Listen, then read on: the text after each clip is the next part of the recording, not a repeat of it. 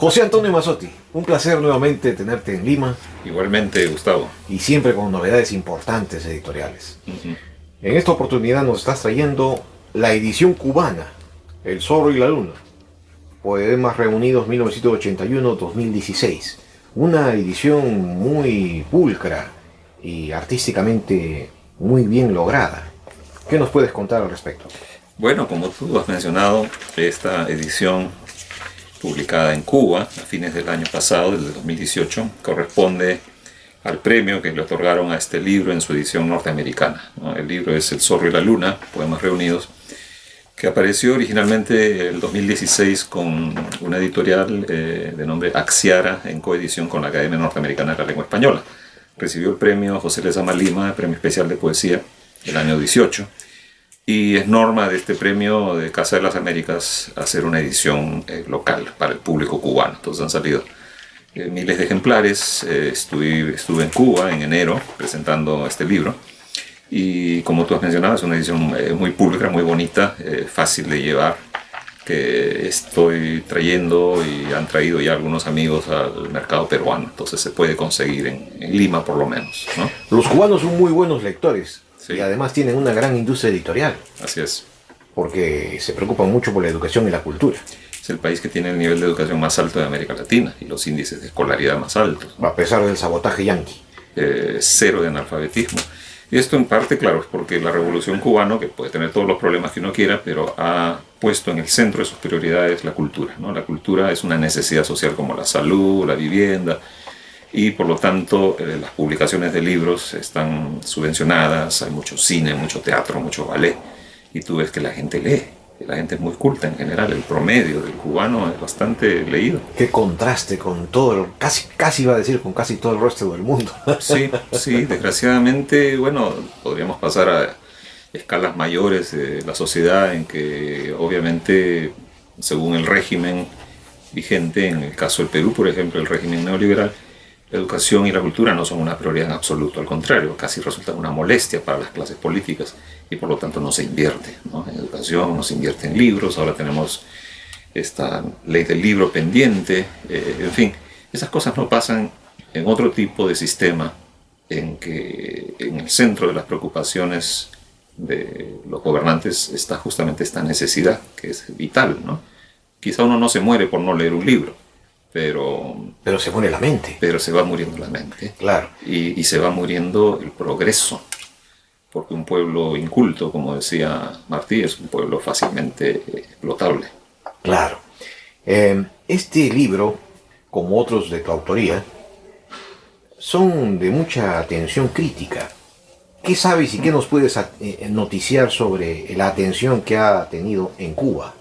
Bueno, en Cuba y en otras partes sí ha tenido cierta atención, porque como tú mismo dices, al haber una masa lectora muy grande, en comparación con la de otros países, se crea también una recepción crítica, ¿no? Que es algo, un proceso normal en que existe lo que se llamaría un lectorado, ¿no? Amplio. Entonces ha habido reseñas, acaba de salir una en una revista justamente de Casa de las Américas. En el Perú también han salido un par de reseñas. Luego tengo entendido que en Estados Unidos, es decir, la recepción crítica ha sido favorable, bastante favorable, creo yo, y espero que bueno, continúe, ¿no? Porque esta edición cubana viene a ser ya la tercera a nivel internacional. Tú eres un gran forjador de círculos peruanistas en el mundo, y esto se refleja a través de los números sucesivos de la revista de crítica literaria latinoamericana. El número 88 está dedicado a la literatura hispano-filipina. Así es. ¿Qué novedades trae este número? Bueno, empecemos por el primer concepto que mencionaste, el de la labor peruanista. En efecto, son actividades paralelas, ¿no? Yo me muevo muy cómodamente entre la creación, la crítica, la investigación. Entonces no considero que sean actividades reñidas en absoluto, son simplemente formatos de conocimiento distintos, por supuesto cada uno con su lenguaje y su especialización. En el caso de la crítica, y específicamente de la crítica literaria a través de la revista de crítica literaria latinoamericana, Hemos dedicado algunos números a temas peruanos. Ahora vamos a hablar del último número de Mariátegui, pero primero abordaré este que mencionas, que es el número de diciembre, el 88, de la revista Crítica Literaria Latinoamericana, que, como se sabe, es una revista de larga tradición, quizás es una de las revistas más antiguas fundadas en el Perú. Fue el año 75 bajo la dirección del eminente crítico Antonio Cornejo Polar, desgraciadamente fallecido en 1997. Yo tomé la posta luego de otro director, un gran crítico y poeta, Raúl Bueno, y he estado desde el 2010 publicando 2 números al año. Y cada número está dedicado a un tema específico, son números monográficos. Este, que corresponde a diciembre del 2018 sobre literatura hispano-filipina, tuvo un editor invitado, a un profesor español que trabaja en la Universidad de Manila, Jorge Mojarro, que reunió a varios colegas especialistas en un campo bastante desconocido para el mundo hispanohablante. Muchos piensan que la literatura filipina se hace en tagalo, que es la lengua nativa más importante, o en inglés, después de la invasión de 1898 de Estados Unidos, en la guerra entre España y Estados Unidos.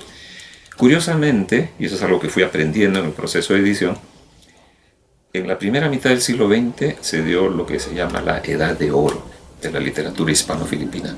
Es decir, los filipinos recuperaron su tradición hispanohablante e empezaron a escribir obras, teatro, poesía, crónicas, ensayos, narrativa, de gran calidad, de enorme nivel, y que tuvo una difusión importante, pero ya a partir de los años 50 o 60 ha empezado a decaer esta producción, porque no hay políticas de revitalización del español como la lengua nacional. Entonces ahora ya hay, por ejemplo, mucho inglés y ya están resurgiendo las lenguas nativas. El español se ha ido perdiendo y por lo tanto también los escritores hispanohablantes en Filipinas. Este número da cuenta de todo eso. Este número, la revista, nos abre un espectro de lo que podría fácilmente llamarse una literatura hermana de la literatura latinoamericana, sobre todo en el periodo colonial, en que Filipinas era parte del virreinato de la Nueva España, y el comercio de mercaderías, como el comercio cultural, era bastante fluido, sobre todo entre México y Filipinas. Entonces, no es un mundo aparte, de ninguna manera es simplemente algo que está fuera, alejado, en el Asia, sino que tiene una repercusión enorme en el mundo colonial latinoamericano. Y como te decía, en el siglo XX, la literatura hispano-filipina ha mirado a América Latina como un espejo, como una especie de modelo. Y se han dado poetas modernistas, por ejemplo, ¿no?, en Filipinas, poetas postmodernistas, poetas vanguardistas, narrativa histórica. Es decir, hay todo un corpus enorme de cientos de obras que se han ido explorando, pero que necesitan más investigadores todavía. Así que yo creo que este número de la revista de crítica literaria latinoamericana aporta, ¿no?, en traer al Perú y a América Latina todo un campo casi desconocido para muchos de nosotros. Me has hecho acordar a Rodó, el Ariel de Rodó, que dice pues con toda su fuerza enfática de su euritmo literario, de que nuestra lengua es portadora del idealismo y del romanticismo íncito en nuestra raza, en nuestra lengua, ¿no? Claro. Eso está relacionado con lo que se vive, con lo que dices, la decadencia de la literatura filipina, que con el predominio de las lenguas nativas y la lengua inglesa no refleja una creatividad acorde. No, sí, lo que pasa es que ella es en otros idiomas, por lo tanto pertenece a otros sistemas literarios, otros sistemas culturales, lo cual, sin embargo, también repercute en el tema de las identidades, ¿no? Regresando a lo que acabas de mencionar de Rodó, la lengua es la quintesencia de la identidad. Si tú pierdes la lengua, empiezas a perder la identidad. Entonces hay otras identidades muy valiosas que tienen sus propias expresiones literarias, pero que ya no corresponden a la sensibilidad del español, al color, a los ritmos de las grandes tradiciones literarias en español en distintas partes del mundo, ¿no? Se ha ido perdiendo, desgraciadamente, esto en Filipinas. Por lo demás, este número 88 trae temas muy interesantes, casi que colindan con la filosofía. Trata sobre el humanismo, trata sobre el krausismo, el tema de la solidaridad, el tema de la dialéctica, el fasto barroco, el modernismo. Es decir, es muy variado, muy variopinto su contenido. Sí, eso tiene que ver en parte con el hecho de que esta revista, a pesar del nombre que lleva, ¿no? Revista de Crítica Literaria Latinoamericana, ha variado mucho en sus conceptos. Quizá el único término realmente estable es el de revista, porque el concepto de crítica, como se entendía tradicionalmente, es decir, hablar estrictamente de una obra literaria, tratando de desentrañar su literariedad, su importancia, a través de sus mecanismos formales internos, ese es un concepto de crítica ya muy tradicional, muy pasado, de moda, se podría decir. La crítica que se practica hoy es mucho más interdisciplinaria. Muchos críticos han entendido, sobre todo a partir del auge del postestructuralismo, no es nada nuevo, esto es de los años 60, 70, 80, que la disciplina crea su objeto de estudio. Por lo tanto, si cambiamos los paradigmas de la disciplina, si los hacemos más amplios, más interdisciplinarios, que dialoguen más con información histórica, antropológica, de género, obviamente el objeto va a ser distinto. Entonces vas a encontrar, por ejemplo, artículos sobre temas que no son estrictamente literarios. Por ejemplo, el culto al niño Jesús de Cebú. Es un tema, podría decirse, religioso, antropológico, pero tiene sus manifestaciones verbales. Y eso es, por supuesto, algo que hay que tomar en cuenta, porque no todo lo que se entiende por literatura en un sentido tradicional es necesariamente lo único que expresa determinadas sensibilidades de manera artística a través del lenguaje. De hecho, todo el universo oral, por ejemplo, que es amplísimo, es muy anterior a la literatura escrita, se ha vuelto a prestar atención, ¿no? a este corpus enorme. Entonces la revista de Crítica Literaria Latinoamericana ha variado en el concepto de crítica, en el concepto de lo que es literario, y a través de este número también podemos ver que el concepto de lo latinoamericano se ha hecho mucho más flexible, más fluido, porque hasta cierto punto la literatura hispano-filipina, como decía, es una literatura hermana de la latinoamericana, y también se puede hablar, y de hecho lo tenemos proyectado para otros números, de una literatura latinoamericana en los Estados Unidos, o incluyendo ya fuera del concepto estricto de latinoamericano, todo el enorme corpus de las creaciones verbales en lenguas indígenas, que no son latinas en un sentido estricto ni etimológico, pero que son perfectamente reales y riquísimas. Claro. Empezando por el hecho de que tenemos cerca de 600 lenguas indígenas en América Latina. Entonces, el concepto, como decía, de crítica, el concepto de literatura y el concepto de lo latinoamericano han variado, y la revista refleja estas nuevas nociones. A propósito, ¿qué piensas de aquellas posturas culturales que rechazan la identidad latinoamericana en nuestro continente, favoreciendo las identidades aborígenes como posiciones o posturas hegemónicas? ¿Te refieres específicamente a los estudios decoloniales, por ejemplo? Sí. Bueno, yo considero que la intención es válida porque se trata de la búsqueda de la justicia para estos pueblos tradicionalmente oprimidos. Pero el marco teórico me parece sumamente deficiente porque ya no hay vuelta atrás. Es imposible desligarse de Occidente.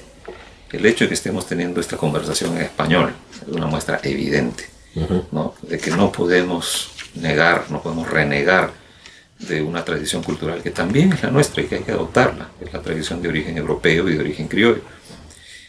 Lo que pasa es que muchas veces cuando se privilegia solo esa tradición, caemos en el viejo tema, en el tic histórico de invisibilizar, ¿no? De negar a los grupos económica y socialmente explotados y marginados. Entonces, en ese sentido, los estudios decoloniales abren una apertura, hacen una llamada de atención a reconocer el valor, los sistemas epistemológicos, las cosmovisiones de las comunidades indígenas que todavía existen. Pero yo pienso que hay que ser muy cauteloso, por dos razones. Primero, la que decía, es imposible desligarse de la tradición europea. Y segundo, que para trabajar en serio el mundo indígena hay que meterse a fondo en los idiomas. Y no hay una sola persona en este mundo que domine las 600 lenguas nativas. Si dominar una sola puede llevar una vida entera. Entonces es un esfuerzo que requiere muchos equipos de investigación, lingüistas, antropólogos, filósofos, historiadores, etcétera, musicólogos, que puedan desentrañar, aunque sea una de estas culturas, y hacerla un polo de la comunicación con el mundo occidental, criollo o mestizo. Ujú. Entonces yo pienso que el tema es muy complejo. En términos muy generales se puede trazar este cuadro. Creo que lo he hecho, lo he esbozado, en el sentido de que no se puede dejar de trabajar ninguna de las dos grandes tradiciones, y sobre todo las que están en medio, ¿no? Las famosas literaturas mestizas o híbridas. Entonces, cada uno tiene que hacer lo que puede en las medidas de sus posibilidades, ¿no? En las medidas de sus capacidades también. Claro, hay un fenómeno que se está produciendo en las entidades aborígenes. Es el dominio de su alfabetización, es la traducción de su propia lengua en lengua escrita, pero a su vez también no solamente es la conservación de la herencia de la literatura oral, sino la creación de nueva literatura oral. Entonces tenemos tres vertientes, ¿no? Los aborígenes que conservan su literatura oral, los aborígenes que crean nueva literatura oral y los aborígenes que crean literatura alfabetizada, escrita. Escrita, así es. La revista de crítica literaria ha tenido en cuenta en algún momento dedicar algún número a este movimiento tan complejo. Ah, claro que sí. Justamente uno de los especialistas en literaturas indígenas centroamericanas, Arturo Arias, que es un reconocido investigador y escritor él mismo de Guatemala, está preparando un número especial para el próximo año. ¿Ya? Y luego hemos tenido a lo largo de los 89 números ya de la revista Crítica, algunos dedicados específicamente a las literaturas indígenas, ¿no? Algunos dirigidos por Antonio Cornejo mientras era director, luego por Raúl Bueno. Y yo trato de incluir siempre, cuando llega a mis manos un artículo con esos temas, de acelerar la evaluación. O sea, se está preparando un número. Sí, se está preparando un número especial sobre literaturas indígenas centroamericanas. Magnífico. No quería dejar este número sin dejar de elogiar la estructura de la revista misma, ¿no? No, Que bueno, es muy rica. En la primera parte tiene el tema central, la sección monográfica, luego una segunda parte, la sección miscelánica, así es. las notas y las importantes reseñas, ¿no? Así es. En donde me ha llamado la atención la obra de Sebastián Salazar Bondi, Claro. Alonso Rabí sobre Alejandro Sasti. O sea Susti, que, sí. Susti. O sea que nuestra cultura tiene una repercusión a nivel de la lengua latinoamericana muy importante. Sí, claro que sí. El Perú es uno de los países, podríamos decir, potencias literarias de América Latina, ¿no? La labor importantísima que ha realizado y sigue realizando el poeta y profesor Alejandro Susti sobre la obra de Sebastián Salazar Bondi, naturalmente merece conocerse, merece evaluarse. Y otro crítico importante y poeta también, Alonso Rabí, pues escribió esta reseña que sometió a evaluación y por supuesto pasó todos los filtros de rigor, y por eso es que se pudo publicar. Y el tema es de gran interés, por supuesto, afuera, ¿no? Salazar Bondi es conocido en el Perú, quizás no tanto fuera de nuestras fronteras. Así que yo creo que la revista ayuda a viabilizar esta exposición de la escritura peruana, o de la literatura peruana, había que decir, no solamente la escrita, también la oral, fuera del territorio nacional. Ahora sí podemos pasar al número 89 de la revista de crítica literaria latinoamericana, dedicada, y así se llama, Mariateguiano, Así es. a Mariátegui, ¿no? Así es. Esta figura tan importante, tan reverenciada y a su vez tan polémica. Vamos a lo polémico. Bueno, ¿Algún aspecto relevante se ha incluido desde el punto de vista crítico? sí, claro que sí. Naturalmente que Mariátegui siempre va a ser motivo de polémica, en el sentido de que, como es un clásico, genera distintas lecturas y algunas de estas lecturas se contradicen. El año 2018 se cumplieron 90 de la publicación de la obra más importante de José Carlos Mariátegui, Los 7 ensayos de interpretación de la realidad peruana. Con motivo de ese aniversario, organizamos con la Asociación Internacional de Peronistas la revista de crítica literaria Casa de las Américas en Cuba y la Embajada de Perú en Cuba, que siempre nos ha apoyado a través de la gestión invalorable del embajador actual de Perú allá, don Guido Toro Cornejo, un congreso internacional dedicado a los 7 ensayos. Se dio en abril del año 18 y este número recoge algunos de los trabajos, luego de una ardua selección, algunos de los trabajos de este simposio.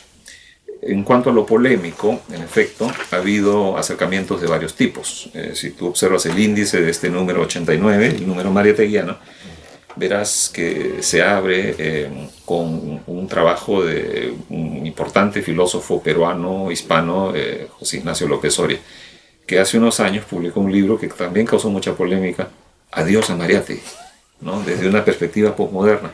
Entonces, claro, publicar en una revista como esta, que es de inspiración mariateguiana, como explico yo en la presentación, a un autor que ha criticado a Mariátegui, puede sonar a herejía, pero de eso se trata, justamente, ¿no? La labor intelectual no puede detenerse ante las consignas, los panfletos o los programas políticos, ¿no? La labor intelectual es, por esencia, un debate, es un constante debate. Entonces, en este artículo, el profesor José Ignacio López Soria plantea otra perspectiva, ¿no? El tema de la búsqueda de la nacionalidad en Mariátegui. Claro. Y luego hay otros artículos también muy importantes, por ejemplo, de una gran historiadora lamentablemente fallecida hace pocos meses, Ana Cairo, en que traza todo un mapa de la presencia de Mariátegui en la intelectualidad cubana de los años 20 y bueno, luego de la muerte de Mariátegui en 1930, también cómo ha repercutido a lo largo de distintas generaciones cubanas hasta llegar al año 59, en que en Cuba, en el Congreso, Roberto Fernández Retamar, el presidente de Casa de las Américas, que estuvo en la Revolución Cubana desde sus inicios, reconocía que la reforma agraria cubana se había inspirado en el tercer ensayo de los 7 ensayos, ¿no? Que se llama El problema de la tierra. Entonces, esto nos abre todo un campo, ¿no? La importancia continental, y yo diría que hasta mundial, que tiene el pensamiento de Mariátegui, por lo menos en el caso concreto de Cuba y su reforma agraria. Ha habido otros temas, por supuesto, de carácter filosófico. Vas a encontrar artículos, por ejemplo, del profesor Jorge Martínez Ulloa, de Chile, de politólogos de Brasil, Renata Bastos da Silva, por ejemplo, que muy agudamente relaciona el pensamiento de Mariátegui con lo que está pasando ahora en Brasil, con el gobierno neofascista de Bolsonaro. Entonces, Mariátegui está vivo, Mariátegui nos sigue dando respuestas, nos sigue haciendo pensar la realidad latinoamericana de este año, desde 2019, a pesar de que, bueno, ya lleva tantos, más de 80, casi 90 años de fallecido. También es un problema publicar sobre Mariátegui, y esto es un testimonio, este número, porque, por ejemplo, hablando estrictamente desde el punto de vista literario, la estética mariateguista no calzaría en la estética estrictamente materialista, porque parece que el marxismo de Mariátegui es un marxismo que despliega sus alas volando mucho más allá del dogma. Heterodoxo, por supuesto, y él tuvo grandes polémicas con la Tercera Internacional. Eso lo estudia muy bien Alberto Flores Galindo en su libro La agonía de Mariátegui. Mariátegui era un pensador, primero, muy original, y segundo, muy valiente. Son dos cualidades ¿que se han perdido? Que en muchos casos sí. Tú ves muchos intelectuales que no son ni originales ni valientes. Algunos pueden ser originales, pero por presiones de distintos tipos se quedan callados. Es decir, no polemizan con el sistema vigente, con los poderes de turno, tanto en las instituciones literarias como en las políticas. Hay otros que son muy valientes, pero no tienen nada de originales, repiten consignas y consignas de hace muchos años. Ninguno de esos dos, o sea, los que son estrictamente originales y los que son estrictamente valientes, va a llegar muy lejos. Mariátegui sí ha llegado muy lejos precisamente por esa combinación rara de plantear una evaluación, un diagnóstico de la sociedad peruana y de la sociedad latinoamericana en general, desde una perspectiva marxista, por supuesto, pero rescatando lo esencial del marxismo, que es la generación de nuevas formas de crítica, no simplemente la repetición de lo que dijo Marx en el siglo XIX. Entonces ahí está el gran valor de Mariátegui, y por eso él empieza a chocar ya con la Tercera Internacional, ya está girando la revolución soviética hacia el estalinismo a fines de los años 20, y se da cuenta de que ese modelo no funcionaría bien en el Perú, porque el Perú tiene una peculiaridad fundamental, que es la enorme importancia de las culturas indígenas. Entonces, el apoyo de Mariátegui, por un lado, a las culturas indígenas y a esa expresión criollo mestiza que es el indigenismo, que trata de recoger los valores de la cultura indígena, y por otro lado, también al llamado de la modernidad de su momento, de los años 20, que es la de las vanguardias literarias, artísticas, políticas. Entonces, combina bien todos estos elementos de suma actualidad en la década de 1920 y produce obras que no solamente se restringen a sus propios libros, sino incluyen la publicación de revistas, la más importante, Amauta, entre 1926 y 1930, y el activismo. Nada menos funda el Partido Socialista Peruano, que a los pocos años, inmediatamente después de su muerte, se convierte en Partido Comunista Peruano. Entonces, como decía, Mariátegui sigue teniendo una presencia importantísima, aunque ahora se lo quiera negar, ¿no? Aunque ahora se diga que no, ella es un pensador del pasado, está superado, ahora ya no hay ideologías. Ese es un discurso de la dominación muy engañoso. Más bien habría otro tipo de, como se diría en alemán, otro tipo de Aufhebung o de superación dialéctica, ¿no? Claro, porque es criticable, por Claro, supuesto, ¿no? claro. Mariátegui no es un dios en absoluto, no es perfecto. Tiene cosas criticables. Por ejemplo, hay algunas frases que uno ahora en el siglo XXI se queda helado cuando habla de los chinos y los negros, ¿no? Dice cosas horrorosas. Incluso de los indios. Y también de los indios, ¿no? Es decir, no conoce en profundidad ese tema. Su matriz de pensamiento es occidental, eso es innegable. Es eurocéntrico en muchos sentidos, pero es un eurocéntrico muy original, sobre todo para su época, ¿no? Porque por lo menos acepta y apoya la reivindicación no solamente material del mundo indígena, sino también cultural. Se reprocharía mucho a esta entrevista que no se pida a Mazzotti, un intelectual de talla y de fuste, que no se le pida una respuesta a una interrogante sobre Mariátegui. ¿Qué piensa usted? ¿Cuál ha sido el aporte principal de Mariátegui en el campo literario? Bueno, es enorme. Hay varios, pero quizá uno de los más importantes es la sistematización de nuestras literaturas, ¿no? Específicamente la periodificación de lo que él mismo definió como una literatura de carácter colonial, que luego es superada por una literatura de carácter cosmopolita y que debería llegar, ¿no? En una especie de visión teleológica del progreso intelectual, debería llegar a una literatura nacional, ¿no? El valor de lo nacional está en el centro de las preocupaciones de Mariátegui. Ahora, uno puede discutir, sobre todo ahora se habla mucho de la superación de los nacionalismos, etc. Pero en el momento en que Mariátegui escribe, en los años 20, es fundamental apoyarse en alguna matriz cultural, una matriz identitaria, y Mariátegui la encontró en la idea del concepto de lo nacional, no entendido en un sentido tradicional, sino en el sentido de la nacionalidad no orgánica del Perú. O sea, él reconoce que el Perú, a diferencia de otros países como Argentina, por ejemplo, y otros que son de sociedades más consolidadas, más homogéneas, es una sociedad no orgánicamente nacional, lo cual quiere decir que en esencia es más de una nacionalidad. Y ahí es donde Mariátegui tiene su gran aporte, cómo resolver este gran problema.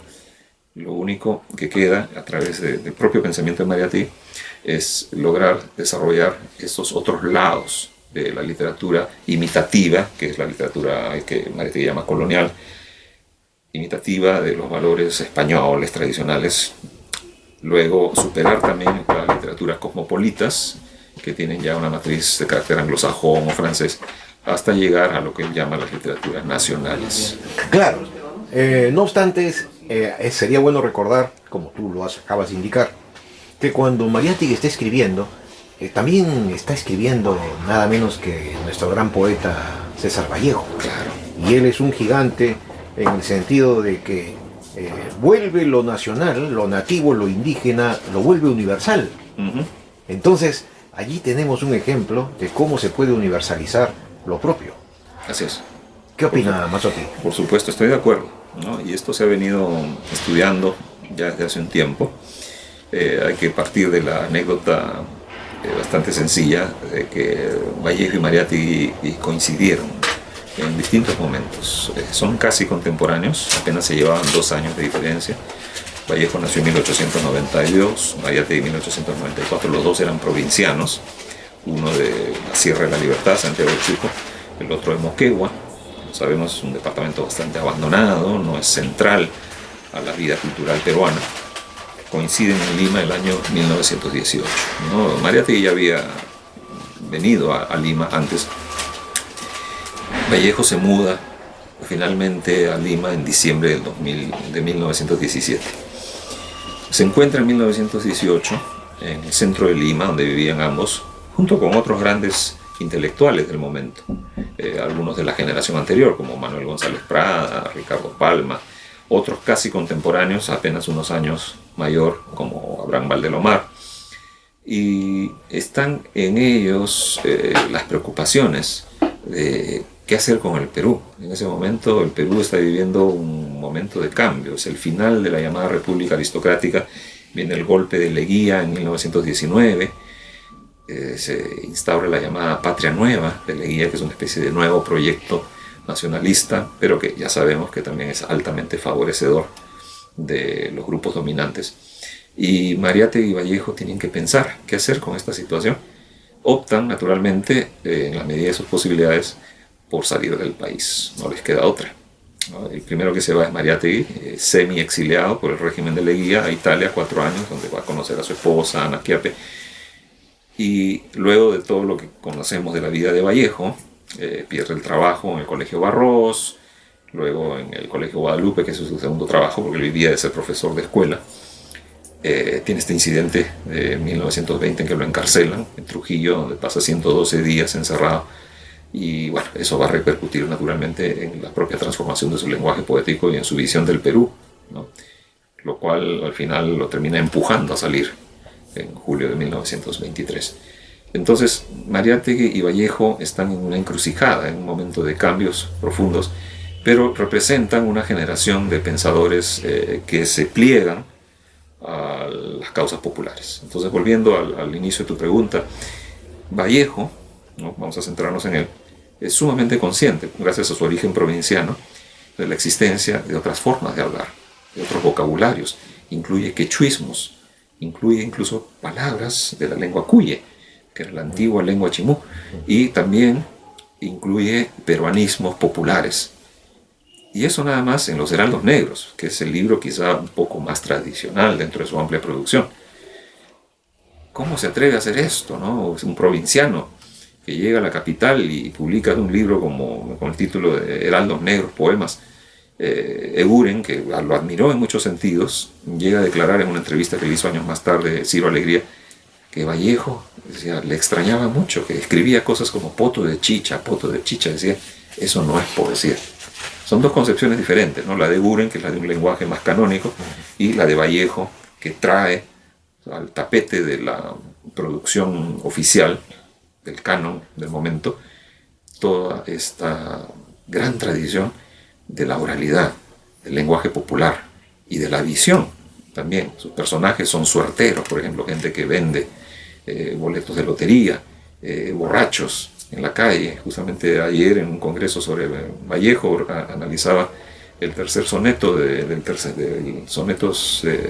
terceto autóctono de Los Heraldos Negros, donde se ve un universo popular inédito en la poesía peruana, ¿no?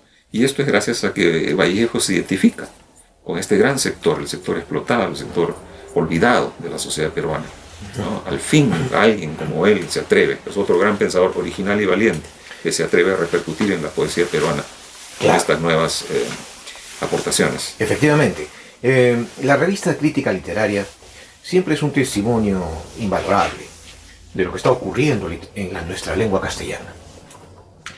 A propósito de este punto, Platón, el Platón de la República, no era amigo de la poesía. No, los expulsó. Pero el Platón joven sí lo fue. Gracias. Y esto es un pequeño ejemplo que se prolonga en el siglo XX hasta Santayana, que escribió mucha poesía. Y en el Perú también ha habido filósofos, y los hay, que escriben poesía. La pregunta es entonces, siendo esta revista tan perspicaz en la búsqueda de temas, ¿cree usted que sería relevante analizar esta constante de la proximidad de la filosofía con la poesía? Sí. Son disciplinas bastante cercanas en muchos sentidos. Primero, ambas trabajan con el análisis del lenguaje y del pensamiento. Lo hacen a través de vías distintas, ¿no? La poesía lo hace a través de la configuración de mundos alternos, la filosofía a través de la configuración intelectual racional del mundo existente. Pero se tocan en determinados momentos, porque muchas veces la esencia de la realidad se parece a esos mundos alternos que la poesía construye, ¿no? Y esto viene incluso, bueno, no solamente Platón, Aristóteles también, ¿no? Que constantemente está comparando lo que son historia, filosofía y poesía. Entonces sí, es perfectamente dable que un filósofo escriba poesía. De hecho, tenemos el caso notable de un joven poeta y filósofo, Rubén Quirós, por ejemplo.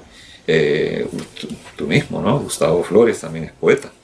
Edgar Guzmán, un poeta arequipeño que era filósofo.